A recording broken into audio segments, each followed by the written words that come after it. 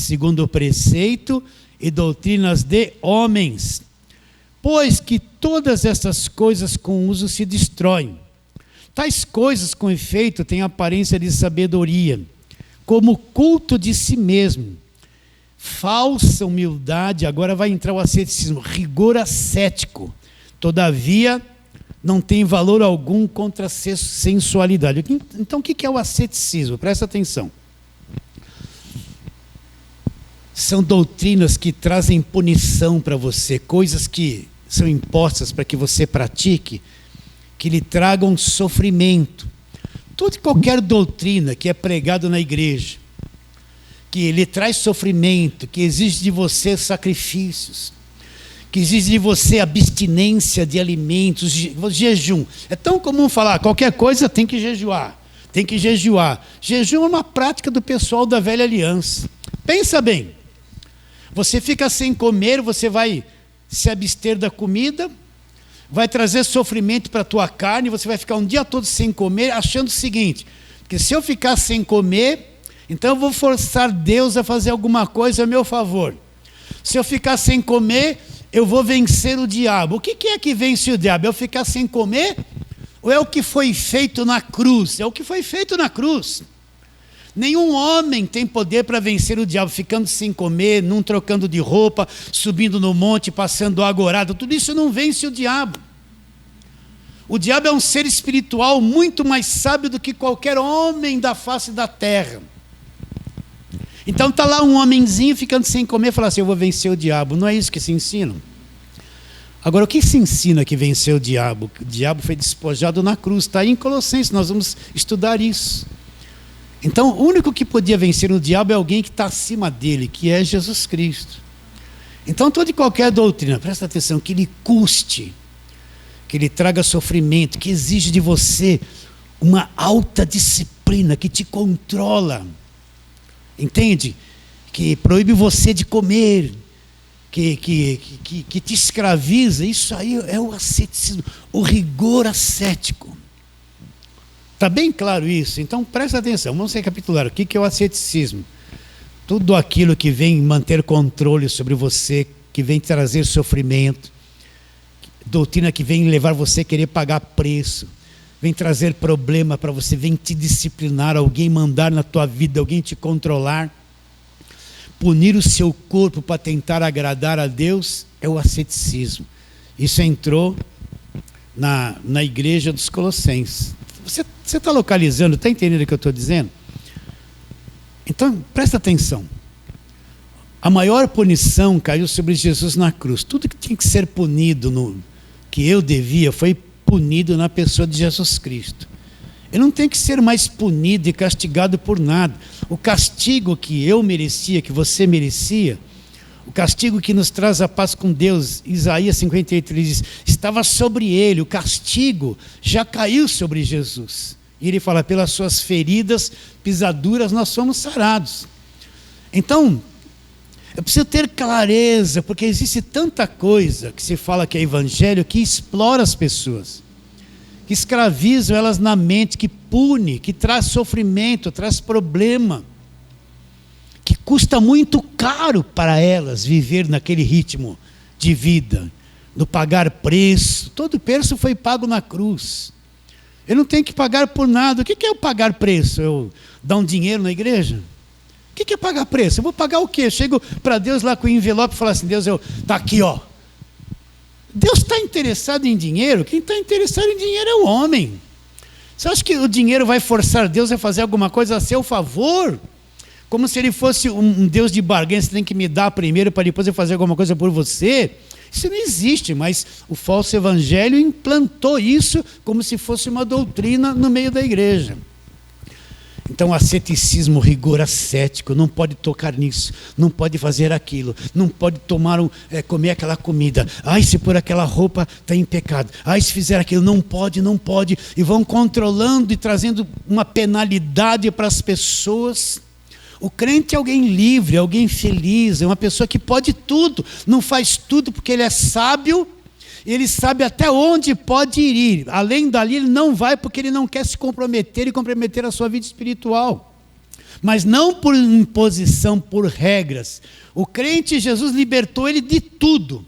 Agora Deus vai dar sabedoria. Até onde eu posso ir? Eu vou usar da minha liberdade, mas eu não vou além dessa linha, porque eu sou um cristão. Eu vou ter uma vida limpa, honesta. Eu poderia passar por essa linha, fazer muita coisa, mas não condiz com a minha vida espiritual. Os erros que tem do lado de lá da linha não condiz com aquilo que eu sou, com aquilo que eu creio. Está bem claro isso na sua mente? Então o asceticismo entrou na igreja. E Paulo vai combater. Nós vamos trabalhar muito em cima dessas coisas. Segunda coisa que entrou na igreja, olha lá. Vamos lá, você está em Colossenses 2, né? Vai para o versículo 18 e 19, olha lá. Colossenses 2, 18 e 19. Ninguém se faça árbitro contra vós outros, pretextando humildade, presta atenção, e culto dos anjos, baseando-se em visões, enfatuados sem motivo algum na sua mente carnal, e não retendo a cabeça, da qual todo o corpo suprido e bem vinculado por suas juntas e ligamentos, cresce o crescimento que procede de Deus. Então, primeira coisa que ele fala no verso 18: ninguém se faça árbitro contra vós outros, pretextando humildade, baseando-se em visões, enfatuados sem motivo algum na sua mente carnal. O que é um árbitro? O árbitro na partida de futebol, você já sabe bem isso. Ele é a autoridade máxima. Então, ele pode expulsar, ele pode advertir, ele começa a partida, ele pode intervir no meio da partida. Ele é a autoridade máxima, ele pode marcar uma penalidade máxima, porque ele está ali e administra tudo o que é feito dentro do campo. É ou não é? Os jogadores, se ou desobedecerem, vão ser expulsos. Vão ou não vão?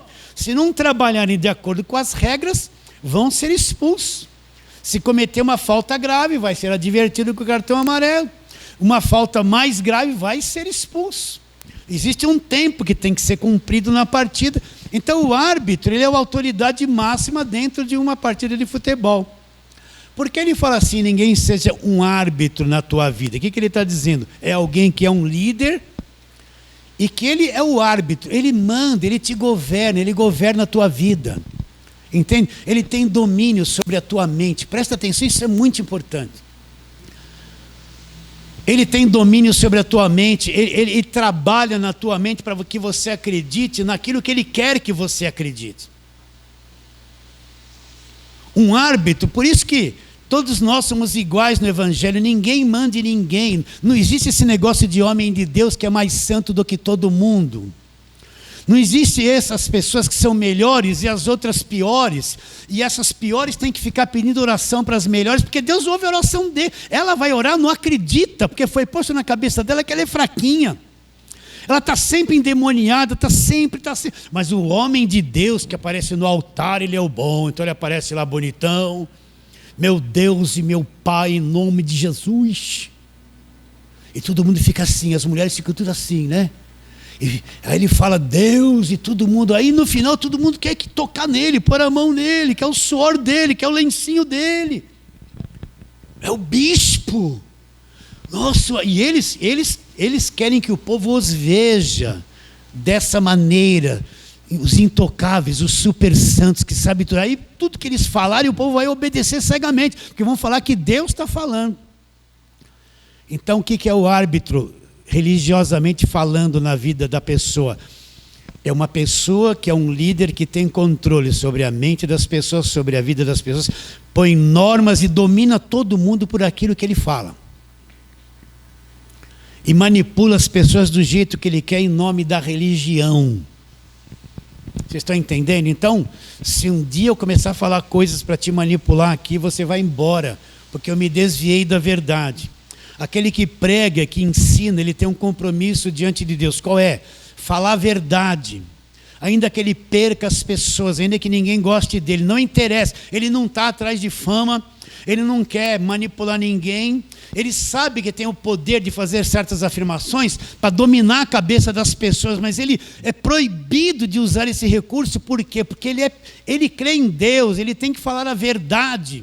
Ele não pode pôr coisas na cabeça das pessoas para os seus interesses próprios, para manipular, para manter todo mundo debaixo do seu controle, para ele ter uma vida boa financeiramente, se alimentando de tudo aquilo que o rebanho tem.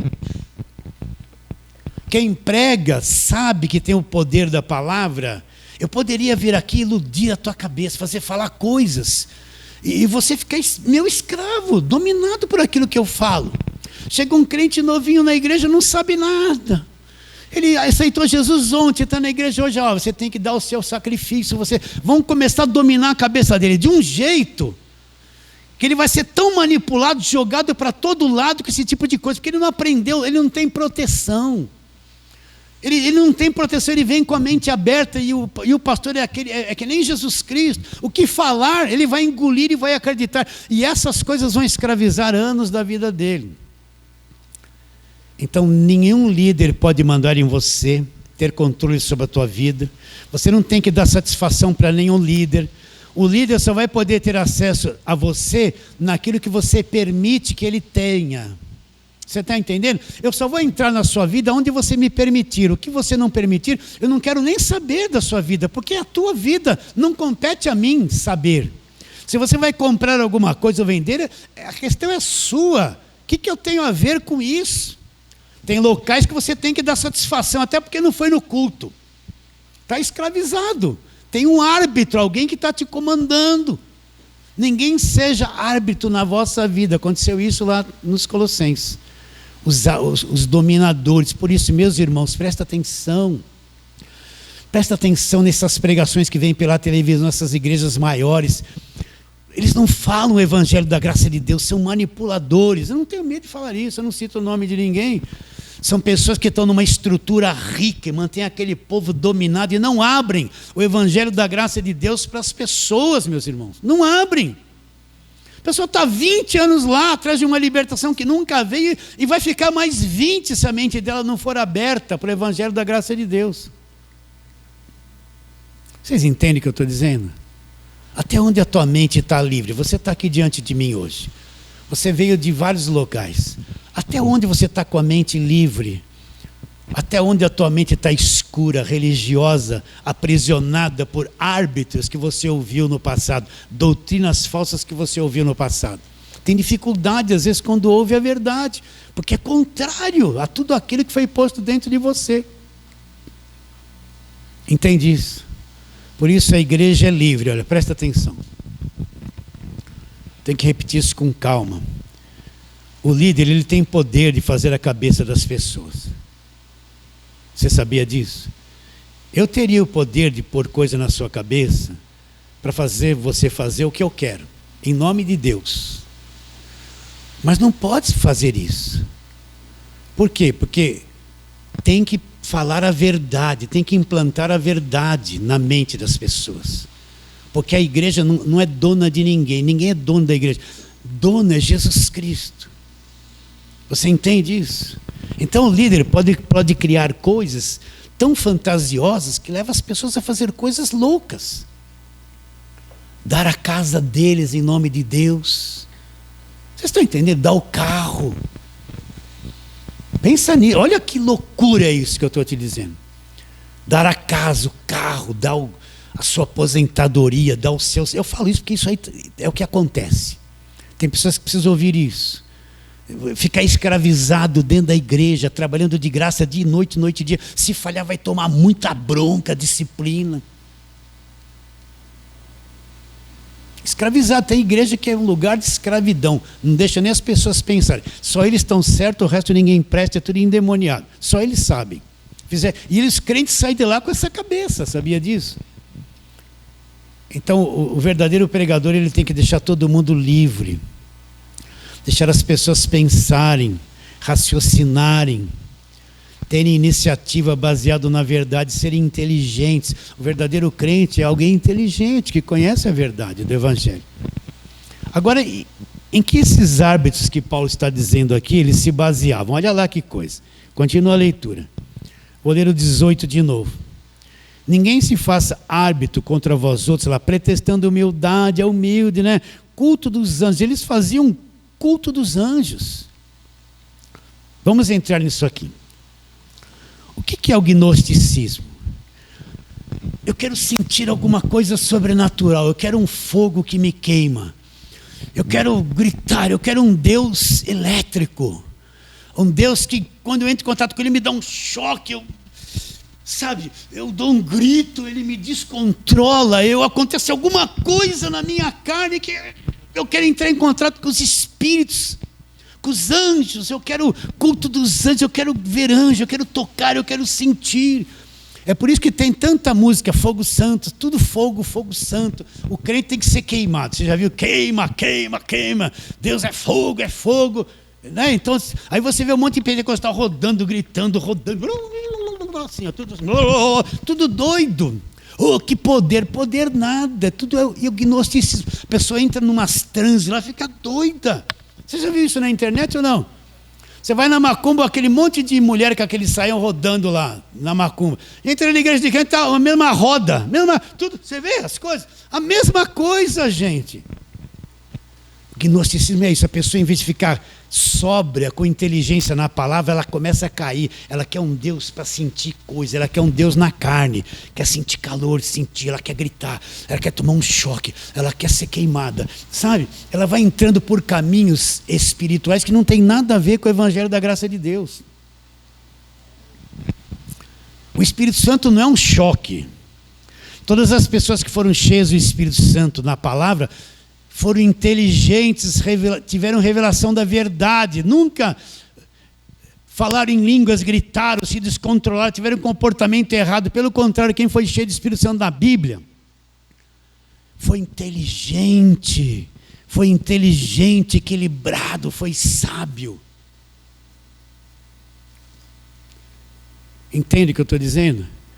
Pastor, eu não sinto Deus. Que bom que você não sente Deus, porque fé não é emoção, fé não é chorar, fé não é sentir calor, fé não é sentir arrepio, fé não é gritar, fé é convicção da verdade. A fé anda de mãos dadas com conhecimento, entende? Então a fé é um produto, é uma convicção no meu espírito, convicção daquilo que eu creio, daquilo que eu aprendi, da verdade. Eu sou convicto, e convicto não é emoção.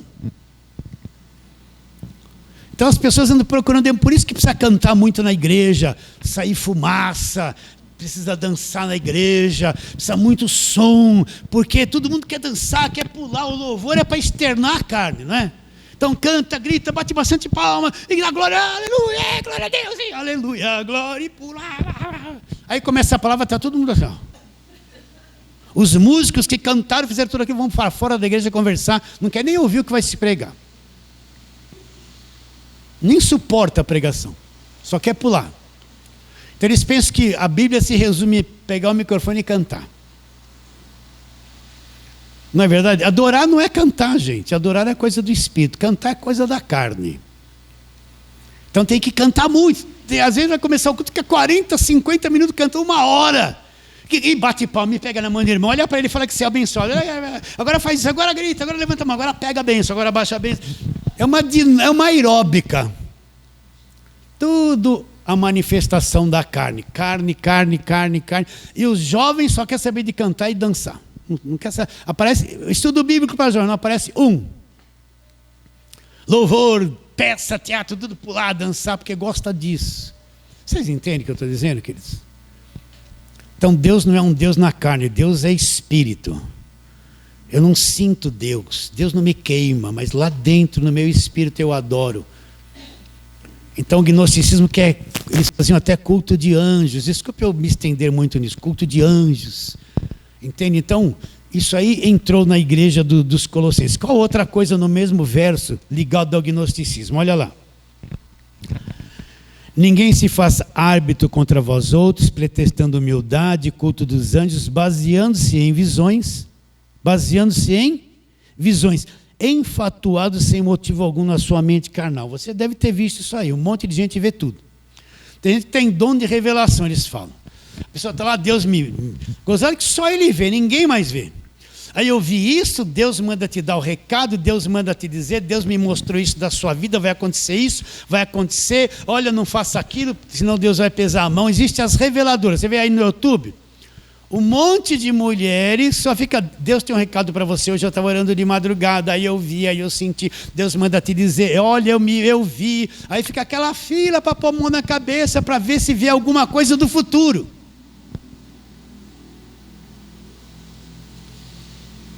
É o gnosticismo, falou baseado numa mente carnal. O que é a mente carnal? Essa mente caída do homem, ela é carnal. Então ela produz imaginações. A tua mente pode ir lá na tua cama agora.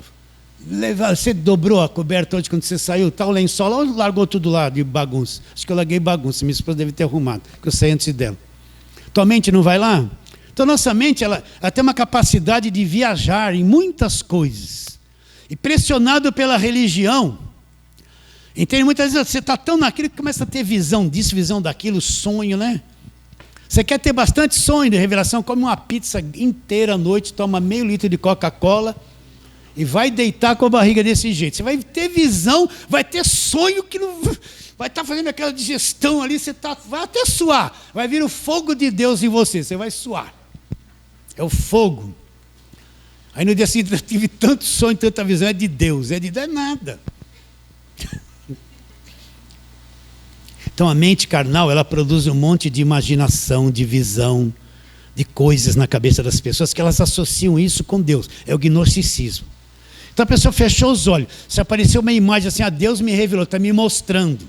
Então você vai em locais que o líder lá, ou o pastor, geralmente é mais mulher que revela, ela manda em todo mundo. Deus só revela para ela, só ela vê, só ela sabe. O resto ninguém sabe de nada, ela vê tudo. Aí entra o crente novo na igreja, você de camisa branca, Deus manda te dizer, Ele me mostrou aqui, você vai ser abençoado. Quando ele entrou, eu sou o melhor. Cheguei aqui, Deus já me viu e controla a vida de um monte de gente. Vocês estão entendendo? Foge dessa gente, se a gente não prega o evangelho da graça de Deus. É o gnosticismo. Eles trazem um Deus para as imaginações, para os sentimentos, para a carne, para as coisas físicas, e Deus passa a ser um ser externo para eles. Eles não conhecem a verdadeira manifestação do Espírito de Deus na vida deles. Baseado em quê? Enfatuados sem motivo algum na sua mente carnal. Então não esqueça isso, essa mente carnal, quando Paulo fala, é uma mente caída, estragada, que todos nós temos. Então ela produz coisas, imaginações, pensamentos, visões. Eu sonhei com meu pai. O que Deus quer falar comigo? Nada.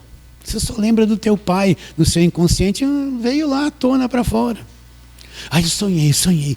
Vive atrás de sonho. De vez em quando liga alguém para mim. Pastor, eu sonhei com isso, sonhei com aquilo. Eu falei, você sonhou? Tudo besteira. Ficam tão decepcionados. Deus não está falando... Se não está escrito, não vale para nada. O que vale para nós? O que está escrito. Se não está escrito, para nós não vale nada. Não interessa. Tudo que tinha que ser dito e mostrado está ali no Evangelho. Não sai disso, não vai cair nessas aventuras mentais desses visionários que só não vê a obra da cruz porque não falam nada disso.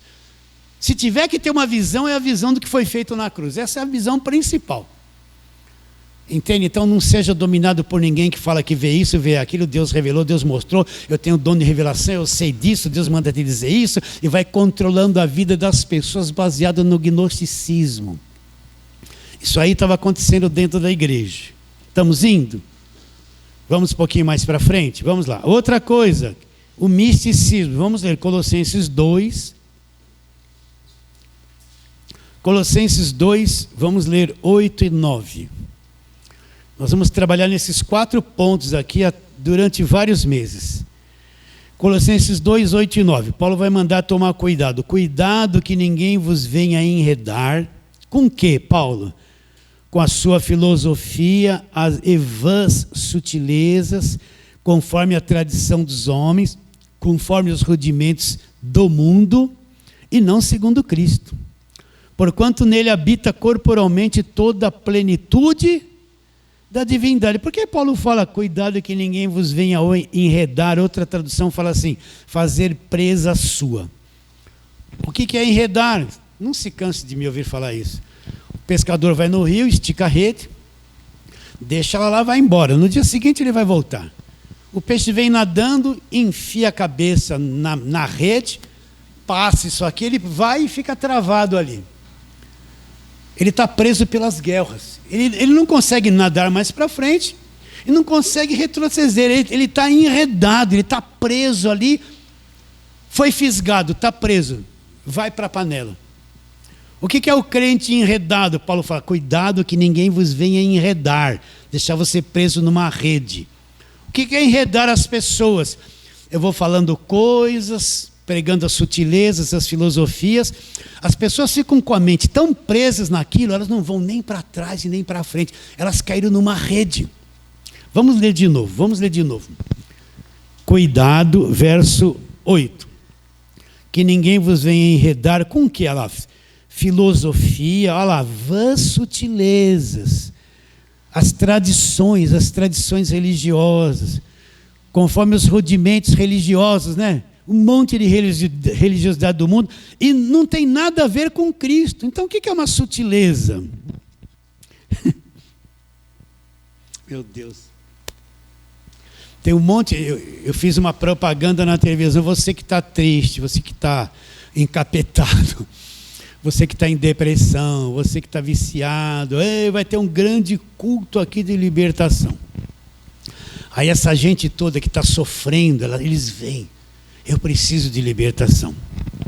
Ao invés de você apontar, olha, a verdadeira libertação vem da fé em Jesus Cristo, do que Ele fez na cruz, você vai usar das filosofias, as sutilezas. O que é coisa sutil?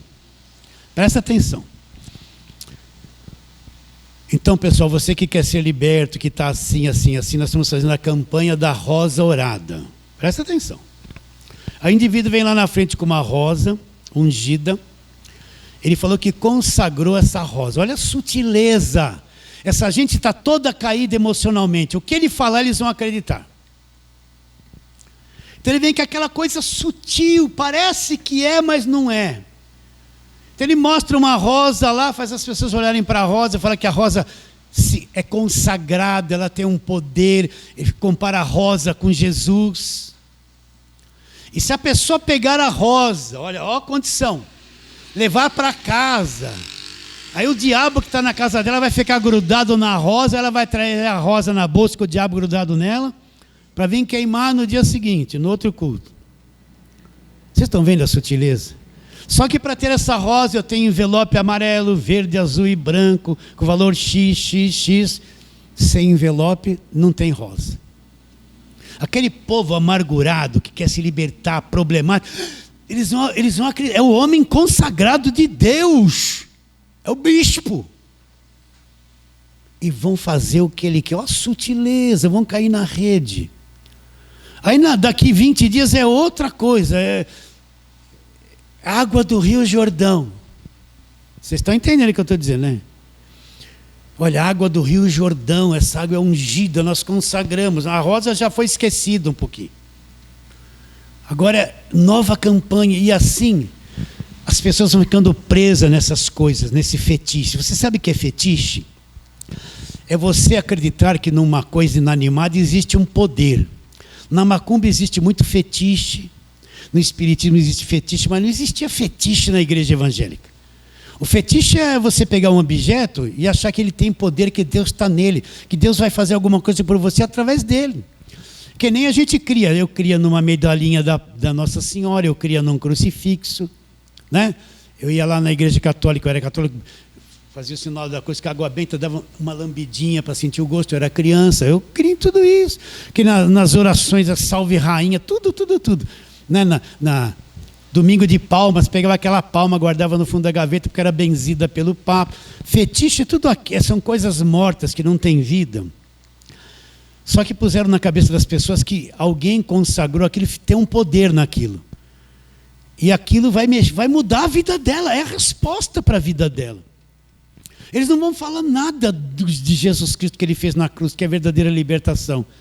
Eles vão fazer essa coisa na cabeça das pessoas. Então você vai num culto que está tudo misturado. Tem um pouquinho de macumba, um pouquinho de espiritismo, tem um pouquinho de catolicismo e um pouquinho de Jesus, né? Vocês estão entendendo? Tem lá macumba, sal grosso. Agora o sal grosso virou um corredor de libertação na igreja. Você vai lá no catolicismo, tem água benta, mas agora a água do católico virou a água ungida do Rio Jordão. É ou não é? O macumbeiro vai lá na praia no dia de Iemanjá, está cheio de rosa. Agora vai pegar a rosa, que agora a rosa não é mais da macumba. Agora é rosa ungida, é Jesus, é a rosa. Aí vão enchendo a pessoa de frasquinho com suco de uva, que é o sangue de Jesus. Vai lá na tua casa, passa na porta que tudo vai mudar. Aí pega uma camisa, tua vida está amarrada, traga ela do avesso com nó, que vem aqui, nós vamos desamarrar. A pessoa vai fazer isso. Ela não está entendendo nada que é evangelho. O que Jesus fez na cruz. Ela está enfeitiçada por isso. E cada semana, cada mês é uma história. Você já não viu eles num monte, orando por um monte de vassoura ungida? Você já viu isso? Chegou a ver? Aí depois vai distribuir essas vassouras ungidas na igreja, quando você vai varrer todo o mal da tua casa. Primeiro, sempre o mal está na tua casa, ele nunca sai. E você vai varrer com a vassoura ungida o mal da tua casa. Cuidado para você não cair nessas redes, essas coisas sutis, esses rudimentos religiosos, essas filosofias, essas vãs sutilezas. Vai prender a tua mente. Vai prender o teu coração, você vai virar um feiticeirozinho evangélico. O que é o feiticeirozinho evangélico? Você chega na casa dele, tem tudo, dá para ele abrir uma banca lá na Praça da República e vender banca da unção de Deus. Que ele tem vassourinha, ele tem dadinho, ele tem aliancinha, ele tem cajadinho, ele tem rosinha, ele tem lencinho, ele tem carnezinho, ele tem papelzinho, ele tem tudo na casa dele. Só falta agora ter vela acesa. Não sei se já estão fazendo isso. A velinha do anjo Gabriel para te libertar. Então tem um monte de crente feiticeiro. Sabe o que é o crente feiticeiro? Ele está forrado de objetos de fetiche na casa dele. Ele não crê em Jesus de verdade. É duro isso que eu estou te dizendo. Ele é um feiticeiro. O que o feiticeiro faz? Pega água, pega um matinho, pega uma coisinha, pega uma caveirinha, pega uma cruzinha, pendura tudo aquilo naquele bastão da mão dele. É um feiticeiro, não é isso? Você vê como vem o feiticeiro de uma tribo indígena, com aquele monte de colar, aquele monte de coisa pendurada, cada uma representa um fetiche. Você vê igrejas que promovem isso, enfeitiçaram a vida de um monte de gente. Eles estão tão agarrados nessas coisas que eles nem sabem, que eles não têm compreensão de Jesus. Eles gostam da água, do sal, do fetiche, da rosinha, da cruzinha, do cajadinho, da aliancinha com Jesus. Encheram eles de coisas feiticeiras. Você aceita isso que eu estou te dizendo? Você está entendendo que é sério? Você já viu alguém chegar na televisão e te explicar isso? Você já viu aqui em São Paulo, nessas emissoras de rádios pregadores, que tem programa o dia inteiro, falar alguma vez, abrir um Colossenses, explicar isso para as pessoas? Está oculto essas coisas, ninguém fala. Não é? Vocês entendem ou não? Imagine você, eu vejo diariamente aquelas pessoas saindo dessas reuniões, aquele monte de coisa murcha, aquelas rosas murchas na mão, pondo a fé numa porcaria feiticeira que não é o Evangelho. Quem sabe você que está aqui, ou você que está me vendo pela internet, está com essas coisas enfiadas dentro de casa, joga tudo fora. Você, deixa eu brincar, não vou brincar que tem uma irmã nos visitando aqui, não vou falar isso. Vocês estão entendendo? Isso tudo não é evangelho, olhe para mim. Essas coisas não é o evangelho, isso é as sutilezas. Isso é o fetiche que entrou na igreja, é o misticismo que entrou na igreja. Vai no culto, é um pouquinho de macumba, invocar demônio, tudo é o demônio. É um pouquinho do catolicismo, é um pouquinho do espiritismo, não é? E um pouquinho de Jesus, e a pessoa está com a cabeça enrolada nesse monte de coisa e não conhece a verdade do evangelho da graça de Deus. O Brasil está infestado disso. Está infestado de crente feiticeiro. Está cheio de igrejas feiticeiras. Eles pegam toda aquela parafernália daqueles objetos do Velho Testamento, tudo virou ungido. Trazem tudo para dentro da igreja, para dar para as pessoas. Tudo tem poder. Marquinha da aliança é uma coisa poderosa. A arca da velha aliança não existe. Para nós não interessa nada. Acabou tudo isso na cruz. Está cansativo isso que eu estou te dizendo ou não? Está aprendendo? Então isso entrou na igreja. Então o que Paulo fala? Olha lá. Cuidado, verso 8, que ninguém vos venha prender você na rede, você vai ficar preso, você não vai para trás nem para frente, você vai ficar escravizado na religião. Cuidado que ninguém vos venha enredar com as filosofias e vãs sutilezas, as tradições dos homens, conforme os rudimentos do mundo e não segundo Cristo. Agora ele apresenta o quê? Em Cristo habita corporalmente toda a plenitude da divindade, ou seja, Cristo é Deus pleno. Se eu creio em Cristo, eu creio no maior, acima de tudo. Nele habita corporalmente toda a plenitude da divindade. Eu estou crendo em alguém extraordinário, gigantesco, poderoso, que está acima de todas as coisas. Eu não preciso de nada disso, porque eu estou ligado nele, ele está ligado em mim. Eu creio em Jesus Cristo, o grande poderoso. Não estou crendo em coisas, né? Vamos brincar um pouquinho. Na mente deles é assim, aparece um diabão assim com um cachimbão, né? Olha aqui no braço do diabo, é uma patola desse tamanho e tem um garfo desenhado aqui. Ele vai tirar um braço de ferro com Jesus. Aí Jesus aparece aquele Jesus do quadro, aquele cabeludo assim, né? Que nem o Rony Fon antigamente, né? Aquele cabelo assim. Você olha na mão dele, coitado, uma mão branquinha, acho que ele deve ter até feito as unhas. E Jesus ali fraquinho, um bracinho fiquinho. E o diabo está assim, ó, dando aquelas baforradas, e Jesus vai tirar um braço de ferro com ele. Então eles vão falar, nossa, parece que o diabo é mais poderoso que Jesus. O diabo tem 50% do poder e Jesus 50%. E agora? São forças iguais? Não, meus irmãos. O diabo é nada, é um coitado. Jesus é o poderoso. Ele que é o... Não é? O diabo não tem 50% de força e Jesus 50%. Duas forças iguais se opondo. Não existe isso. Deus está acima de tudo. O poder de Jesus... Toda autoridade me foi dada nos céus e na terra, disse Jesus Cristo. Toda autoridade. Quem manda é Jesus. Se eu não entender isso, eu vejo um diabão grande, ele está na minha vida, aí é uma praga, porque ele não sai de trás de mim. Eu creio em Jesus. Jesus Cristo é Deus, o Todo-Poderoso, Criador de todas as coisas, que tem autoridade sobre tudo, que manda em tudo e governa tudo, e está acima de tudo. O resto é nada, meus irmãos. Como é que eu posso acreditar numa rosinha se eu creio em Jesus Cristo, o grande e poderoso Jesus Cristo? É os fetichezinhos que puseram na cabeça da pessoa, a escravidão que puseram na cabeça dela. Agora, eles não vão vir numa televisão te falar isso nunca. Nunca, eles não vão falar. Nunca, eles escondem essas coisas todas.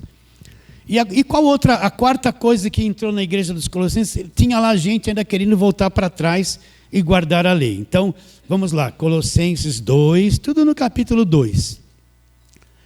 Vamos ler o 16 e o 17. Falar as mesmas coisas. Ninguém, pois, vos julgue por causa de comida, presta atenção, vou ler de novo, verso 16. Ninguém, pois, vos julgue por causa de comida e bebida, o dia de festa, ou lua nova, ou sábados. O que é essas coisas aqui? Tudo prática da lei.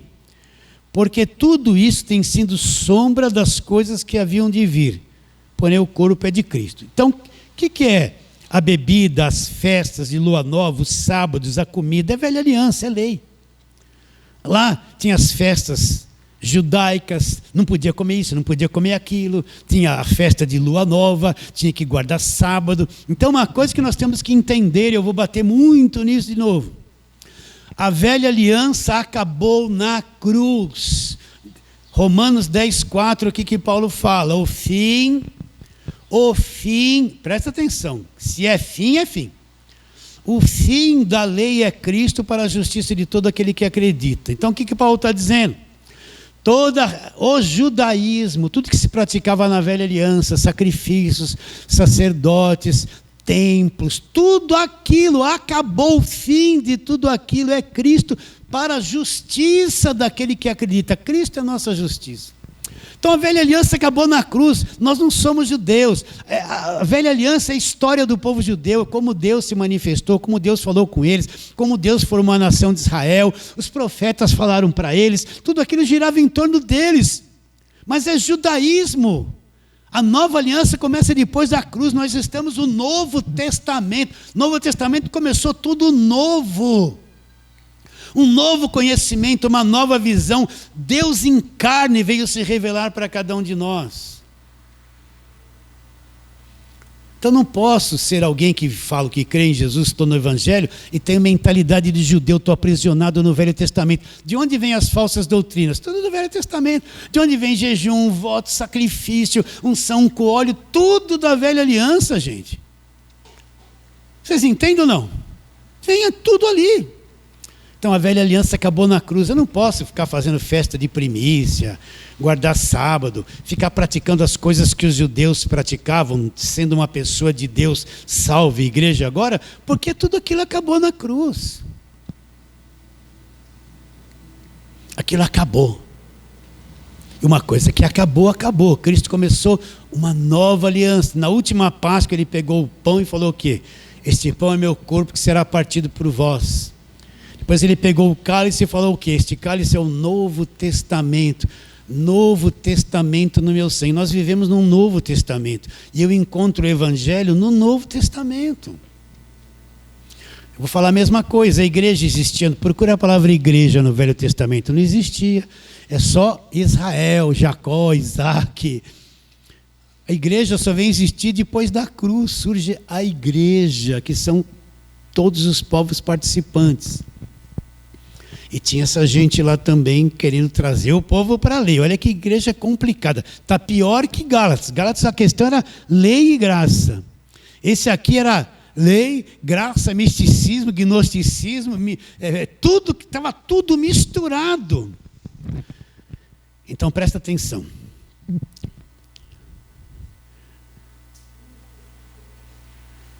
Paulo dizia para Timóteo para cuidar do povo e mantê-los na sã doutrina. Então a função de quem prega e quem ensina é proteger as pessoas. Quando o lobo vem pegar a ovelha, quem é que luta com a ovelha? É a ovelha ou é o pastor? É o pastor, ele está incumbido de proteger a igreja. Então compete a todo pregador proteger o rebanho. O que eu estou falando isso com vocês? Isso é proteção.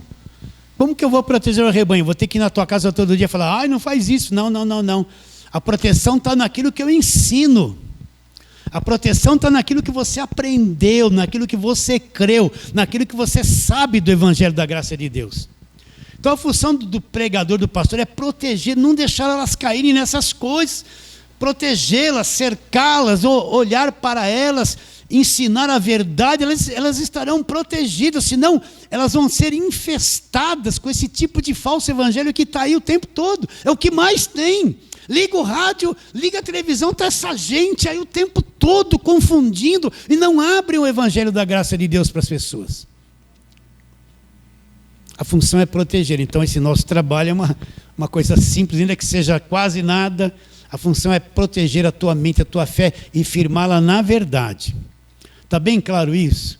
Agora, quando os colossenses, tudo isso se infiltrou na igreja deles, eles começaram a seguir isso, a primeira coisa que foi perdido de vista foi a pessoa de Jesus Cristo. Então, volta lá no texto inicial, Colossenses 1:15. Então, Paulo, ele vai mostrar este versículo 15.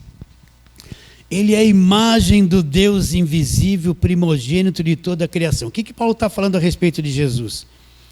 Que Jesus Cristo, ele é a parte visível de Deus, ele é a imagem de Deus. Se eu tiver uma visão de quem é Jesus Cristo, quando eu falo visão, é uma compreensão aqui. Eu tenho uma compreensão de Deus.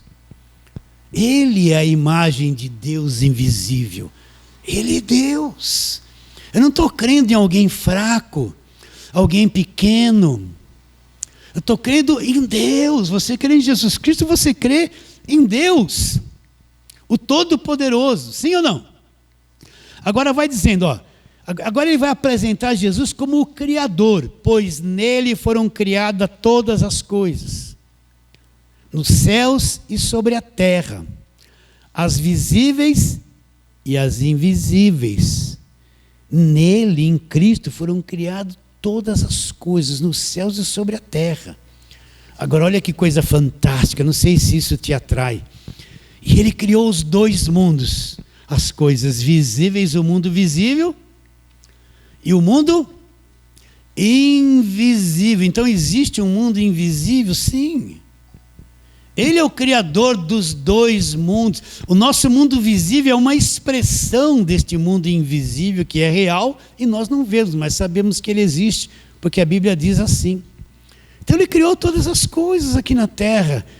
E tem um mundo que nós não entramos nele ainda, que é a eternidade.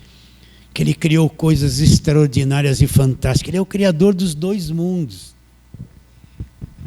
Agora eu te faço uma pergunta. Existe alguma coisa que ele não saiba?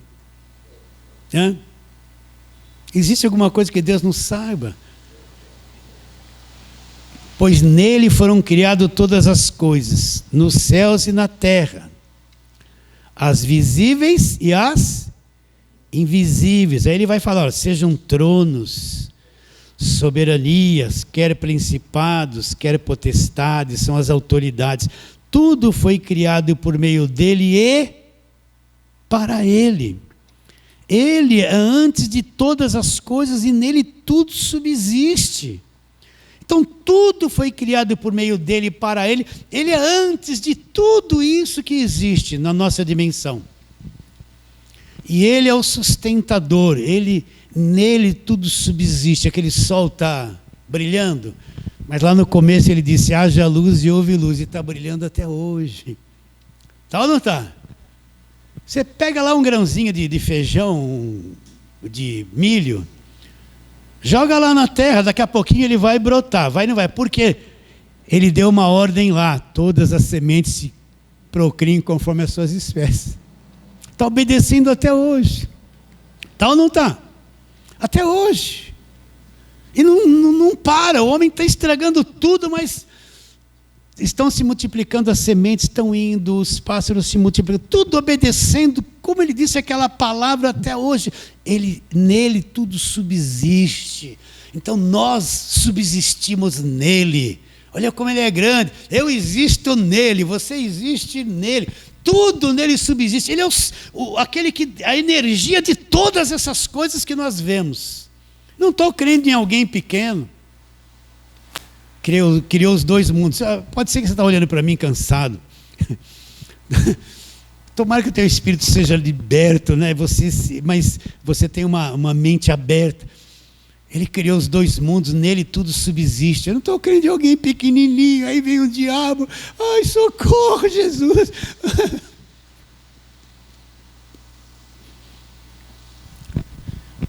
Você entende a grandeza dele? Então Paulo está dizendo a vocês que foram crer nessas coisas aí e perderam a visão de quem é Jesus Cristo, da grandeza, do poder que ele tem, criador dos dois mundos. Ele é a causa das coisas estarem existindo ainda. Ele é a energia, o sustentador de todas as coisas. Continua a leitura. Ele é antes de todas as coisas, verso 17. E nele tudo subsiste. Agora olha lá, ele é a cabeça do corpo da igreja, é o princípio, o primogênito entre os mortos, para em todas as coisas ter a primazia. Ele é a cabeça do corpo da igreja. Vamos ver esse aspecto aqui. Primeiro, a igreja é o corpo, ele é a cabeça. Olha, eu estou falando com você, não estou? Mas de onde vem toda essa fala?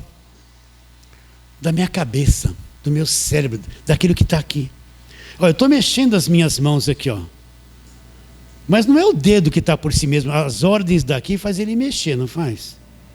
Entende? Olha, eu estou aqui com a saliva na boca, aqui mexendo a língua. Mas ela não está fazendo isso de moto próprio. A minha mente está trabalhando nessas palavras, a minha língua obedecendo os sinais da minha mente. Se a pessoa tem um derrame, todo o corpo, ou parte dele, não é verdade? Então ele é o cabeça da igreja, presta atenção. Ele é o cabeça da igreja, o que tem controle sobre a igreja, que trabalha em tudo, que move tudo. Ele não é alguém qualquer. Ele é o cabeça da igreja. Nós somos o corpo, a parte de baixo que obedece às ordens do cabeça. Então nada está esquecido diante dele. Nada acontece. Você acha que para Deus tem surpresa? Aí aconteceu uma coisa na terra e Deus olhou, nossa, fui pego de surpresa. Você acha que ele não sabe de tudo? Você acha que Deus... Nós ficamos surpreendidos. Mas você acha que ele não sabe de tudo? O que Jesus Cristo disse antes da cruz?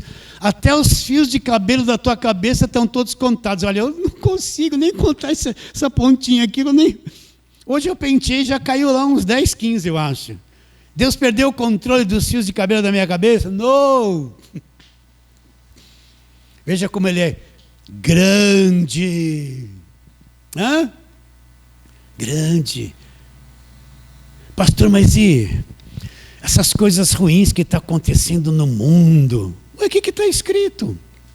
A iniquidade se multiplicaria, apareciam as fomes e as pestes, o amor iria se esfriar. Está tudo no controle dele. Não adianta orar, Deus, em nome de Jesus, que isso não aconteça. Você está orando contra a palavra. Vai acontecer. Porque já está na palavra dito que vai, ele está no controle disso, tá ou não está? Deus não é pego de surpresa. Hã? Você acha que ele não sabe nada sobre você? O salmista disse, antes que a palavra me saísse a boca, o Senhor já conhece toda a palavra. Antes de eu falar, só a intenção, Deus já sabe tudo. Então não está nada perdido. Meus irmãos, entenda, nele todas as coisas subsistem, ele é grande. Está no controle, ele é o cabeça de todas as coisas. Você é uma partezinha desse corpo. Precisa receber o sinal da cabeça e obedecer e fazer certinho aquilo que ele tem te mostrado, te guiado. Então, essas falsas doutrinas apagam a pessoa de Jesus Cristo. Eles encobrem, a falsa doutrina sempre encobre o que foi feito na cruz. Sempre tenta perder o brilho de Jesus Cristo, esconder ele, quem ele é, esconder aquilo que foi feito na cruz. A falsa doutrina sempre quer pôr alguma coisa no lugar da obra da cruz, é sempre a mesma coisa. Por isso que eles perderam Jesus de vista. Essa falsa doutrina veio, esses 4 pontos, contaminou a mente deles, eles ficaram presos nisso e perderam a visão. Então Paulo escreve esta carta para quê? Para mostrar o erro que eles entraram, para mostrar as falsas doutrinas que eles estavam tolerando dentro da igreja, e mostrar que Cristo é suficiente, é maior que todas as coisas, ele é o sustentador, tudo foi feito por meio dele, para ele, e nele tudo subsiste. Vamos ler o 19. Porque aprove a Deus que nele residisse toda a plenitude da divindade. E o que ele fez? E que, havendo feito a paz pelo sangue da sua cruz, por meio dele reconciliasse consigo mesmo todas as coisas, quer sobre a terra e quer nos céus. Então, quando ele derramou o sangue dele, ele quitou a nossa dívida e nos reconciliou com ele. Nós somos reconciliados, estamos ligados em Deus, atados nele, grudados nele. Houve a reconciliação, toda a parede da separação que existia entre nós e Deus, seja diabo, pecado, o que for, tudo foi removido, destruído por Cristo na cruz. Nós somos reconciliados com Deus. Deus está ligado em nós e nós nele. Não tem nada que se levante para interpor entre eu e Deus. Não tem parede de separação, não tem obstáculo, não tem poder, não tem diabo. Nada que se levante para bloquear o meu relacionamento com Deus e atrapalhar. Você consegue ver isso? Então, o asceticismo estava lá, o gnosticismo, o misticismo, e também estava lá o pessoal da lei. Paulo escreve essa carta para mostrar a grandeza de Jesus e combater toda essa falsa doutrina que havia entrado na igreja. Recebe a palavra de hoje? Fala assim, amém. Então vamos ficar em pé um pouquinho, vamos fazer uma breve oração. Vamos orar. Senhor, nós queremos te adorar profundamente, Deus grande, Deus poderoso, gigantesco, que faz todas as coisas subsistir, que tudo foi feito para ti, nós te adoramos. Eu quero pedir, eu e estes meus irmãos, que esta palavra alcance muitas pessoas neste dia, durante a semana e nestes meses, que aqueles que estão com a mente aprisionada, as emoções aprisionadas, ouçam essa palavra, Senhor.